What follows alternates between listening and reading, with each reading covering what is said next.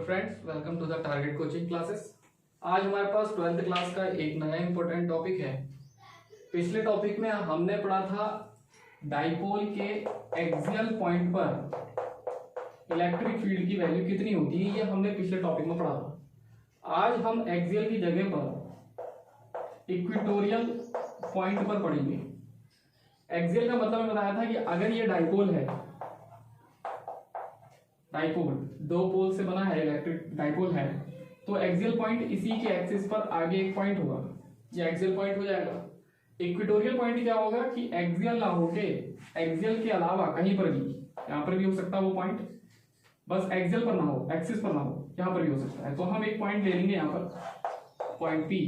तो इन दोनों डाइपोल की वजह से या फिर इस पूरे डाइपोल की वजह से यहाँ पर इस पॉइंट पी पर, इस डाइपोल की वजह से पॉइंट पी पर जो कि इक्वेटोरियल पॉइंट पर है, कितना इलेक्ट्रिक फील्ड लगता है और एक्सियल से वो कितना टाइम्स होता है, कितना कम होता है, कितना ज्यादा होता है, वो इस टॉपिक में हम आज पढ़ेंगे।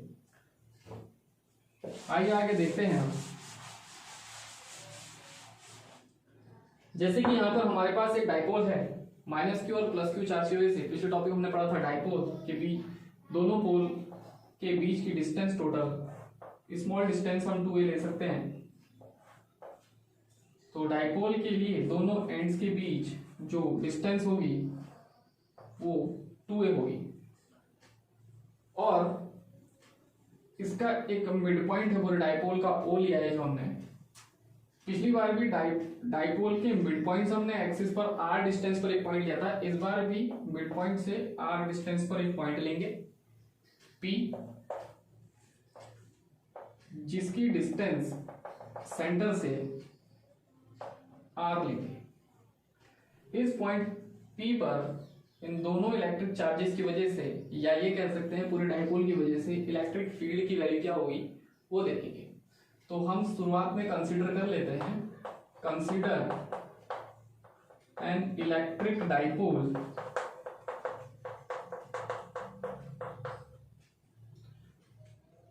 consist of minus q and plus q charge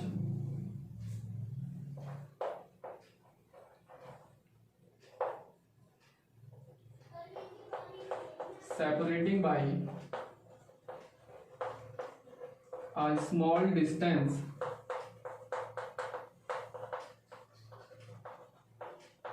to a. O is the midpoint of dipole.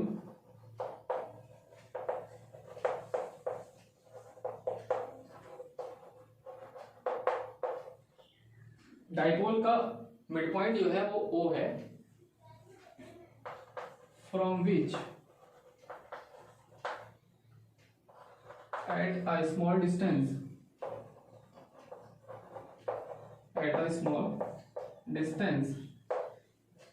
a point P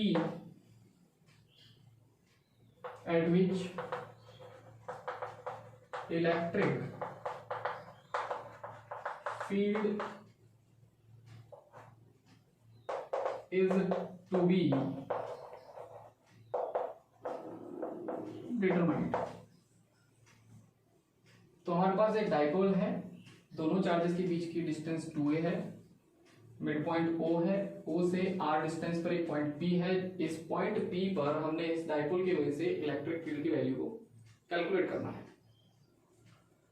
ठीक है, अब हम आगे बढ़ते हैं।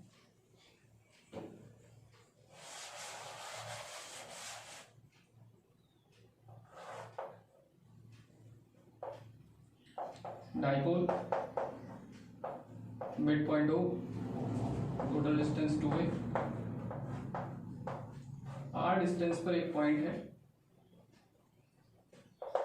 P, इस पर इलेक्ट्रिक फील्ड की वैल्यू कैलकुलेट करनी है। लेट सपोज कर लेते हैं कि माइनस क्यू की वजह से इस पर इलेक्ट्रिक फील्ड की वैल्यू क्या है। माइनस क्यू से पॉइंट P पर इलेक्ट्रिक फील्ड की वैल्यू E1 ले लेते हैं। E1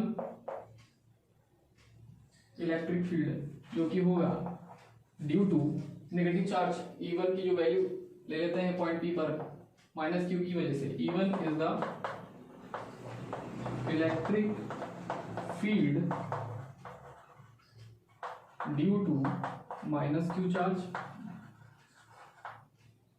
तो E1 की वैल्यू इलेक्ट्रिक फील्ड की वैल्यू हो जाएगी 1/4 चार्ज अपॉन चार्ज Q है, नेगेटिव साइन नहीं ले रहे हैं, खाली मैग्नीट्यूड ले रहे हैं, Q अपॉन डिस्टेंस का स्क्वायर। अब दोनों के बीच की डिस्टेंस क्या है वो देखना है, तो पाइथागोरस यूज कर सकते हैं।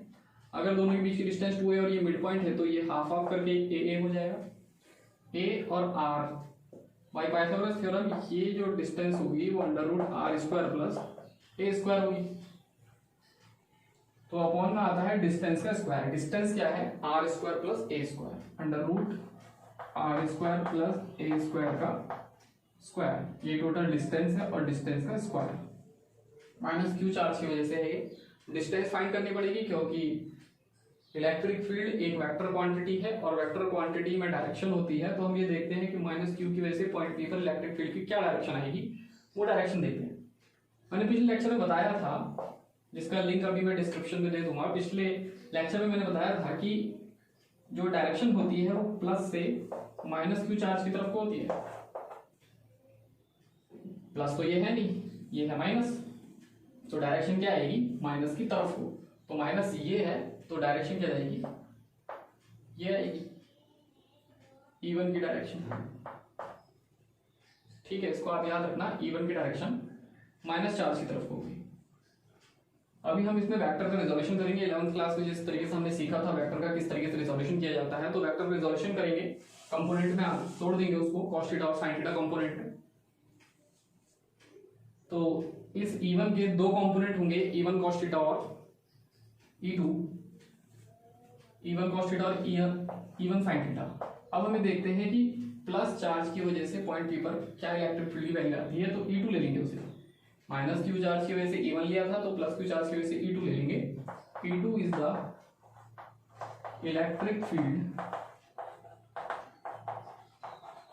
Due two plus Q charge. तो E2 की वैल्यू हो जाएगी 1/4πε0 Q अपॉन डिस्टेंस वही आएगी इसकी भी, √r² plus a², √r² plus a² का स्क्वायर। स्क्वायर से स्क्वायर रूट कैंसिल हो जाएगा, तो हमारे पास टोटल बचेगा यहाँ पर E1 = 1/4πε0 Q upon r² plus a²। E2 = 1/4πε0 Q upon r² plus a²। दोनों की वैल्यू सेम है, मैग्नीट्यूड में दोनों सेम है, E1 की वैल्यू भी सेम वही आई है, E2 की वैल्यू भी सेम वही आई है, बट डायरेक्शन देखते हैं क्या आएगी। इसकी डायरेक्शन क्या है, P2, इसे A ले लेते हैं और इसे B ले लेते हैं, P2A डायरेक्शन आएगी P2A। इसकी डायरेक्शन, क्योंकि मैंने बोला था कि प्लस से माइनस की तरफ डायरेक्शन होती है, तो ये प्लस चार्ज है, प्लस से दूर जा रही है, तो डायरेक्शन क्या होगी, ये प्लस चार्ज है, प्लस से दूर, E2 की डायरेक्शन क्या होगी, तो डायरेक्शन क्या होगी B से P, B to P। ये हमारे पास E1 और E2 हो गए हैं, लेकिन हमें अलग अलग फाइंड नहीं करना है, इन दोनों के बीच से कंबाइंड यहां पर कितना होगा वो फाइंड करना है। अब इस वेक्टर का रिजोल्यूशन करते हैं, दोनों वेक्टर का रिजोल्यूशन होगा, E1 का भी होगा E2 का भी होगा। तो सबसे पहले E1 का रिजोल्यूशन करते हैं। E1 का रिजोल्यूशन क्या होगा, देखो कोई भी वेक्टर अगर अपने बेस के साथ कोई एंगल बनाता है तो इस वेक्टर को हम दो कंपोनेंट में तोड़ सकते हैं, किसी भी वेक्टर को हम दो कंपोनेंट में तोड़ सकते हैं रिजोल्यूशन ऑफ वेक्टर की वजह से। तो ये रेक्टेंगुलर कंपोनेंट्स होंगे, तो हमने इसको इसी में ही तोड़ा। देखो कोई भी वेक्टर दो वेक्टर से मिलकर बना होगा,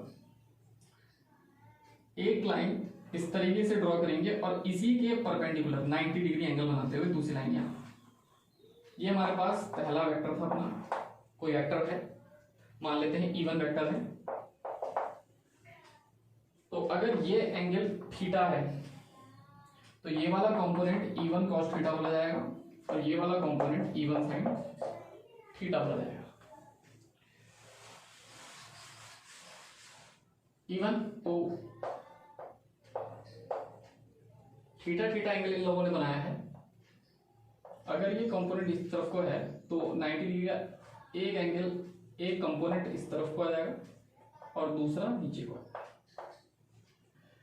तो थीटा एंगल कहां पर बनेगा, यहां पर हमें ये चेक देखना है, क्योंकि ये दोनों लाइंस पैरेलल हैं, अल्टरनेट की वजह से एंगल थीटा ये होगा। तो ये वाला कंपोनेंट क्या होगा, E1 cos थीटा, जिसके साथ एंगल होता है वो cos थीटा कंपोनेंट है, जिसके साथ एंगल नहीं होता वो sin थीटा कंपोनेंट। तो ये हो गया E1 sin थीटा। तो E1 के दो कंपोनेंट हो गए, E1 cos थीटा और E1 sin थीटा। इस तरीके से E2 के भी दो कंपोनेंट होंगे। दो कंपोनेंट अब E2 के देख लेते हैं।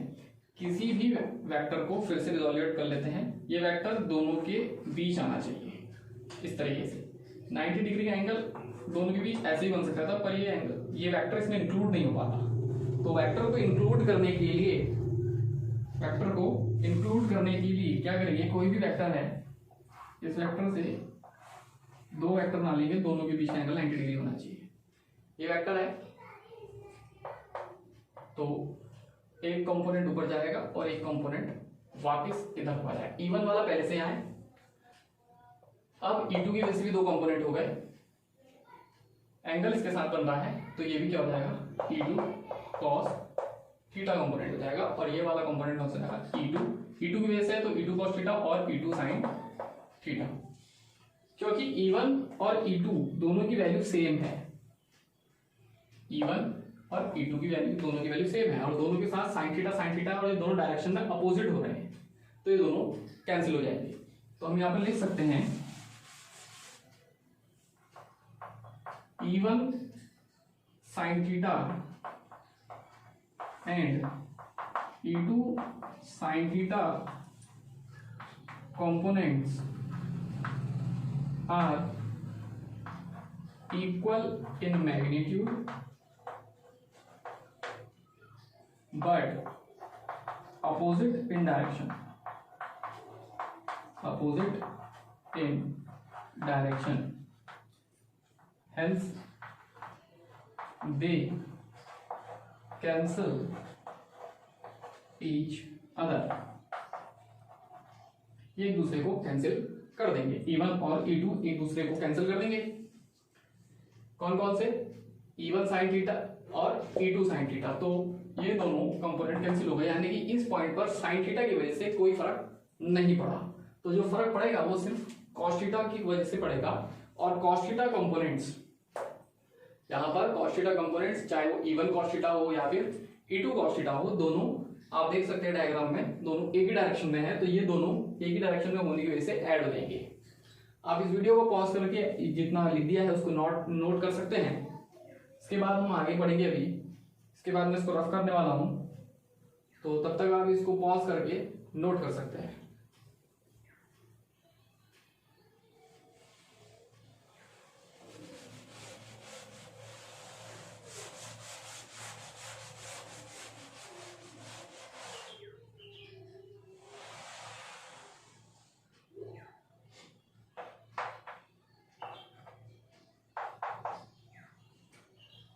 Now E1 cos theta component, E1 cos theta and E2 cos theta are in same direction.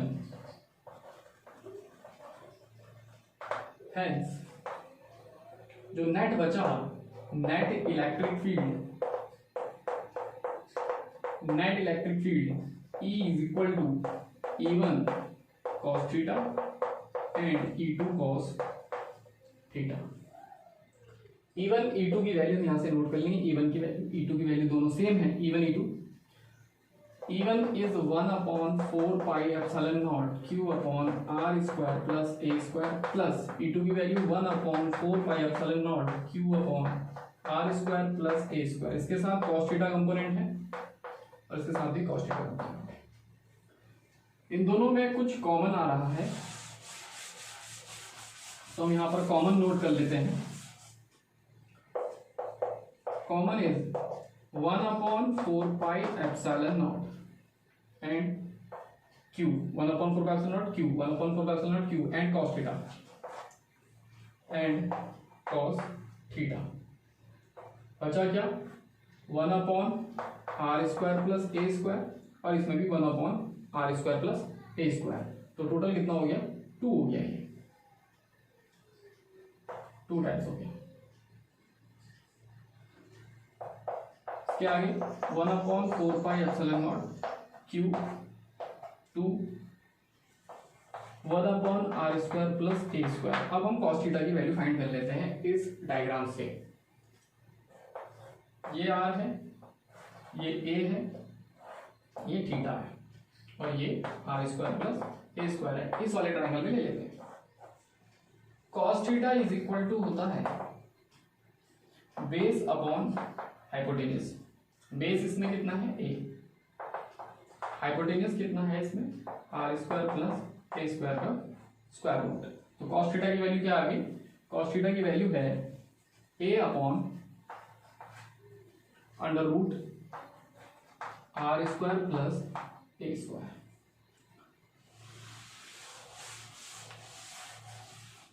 तरीके से हम इसको सॉल्व करेंगे और आगे भी। तो उसके आगे देख लेते हैं अब इसमें क्या बचा हुआ है।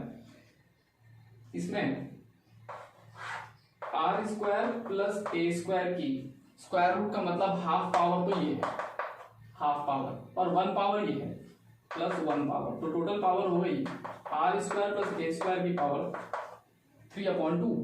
तो टोटल पावर आप देख सकते हैं यहाँ पर r² प्लस ए स्क्वायर की टोटल पावर हो गई 3/2। Net electric field 1/4πε0 2q into a upon r² plus A square की होल पावर 3/2। दोनों चार्जेस बहुत ज्यादा पास पास होते हैं, इसीलिए जो डिस्टेंस है a या 2a ये बहुत ज्यादा स्मॉल डिस्टेंस है और r इनके कंपैरिजन में ज्यादा है। तो r के कंपैरिजन में a की वैल्यू बहुत छोटी है। तो हम लिख सकते हैं कि अगर r के स्क्वायर में कोई छोटी वैल्यू ऐड भी कर दें तो कोई ज्यादा फर्क पड़ेगा नहीं। तो ये अप्रोक्सीमेटली इक्वल रहेगी r² की ही। यदि हम r² में, जो कि r बहुत बड़ी वैल्यू है a के कंपैरिजन में, तो बड़ी वैल्यू में कोई छोटी वैल्यू ऐड करेंगे तो उस पर कोई फर्क तो पड़ेगा नहीं। तो हम a² को नेग्लिजिबल मान सकते हैं। तो वैल्यू कितनी बची टोटल r² बची। तो r² प्लस ए स्क्वायर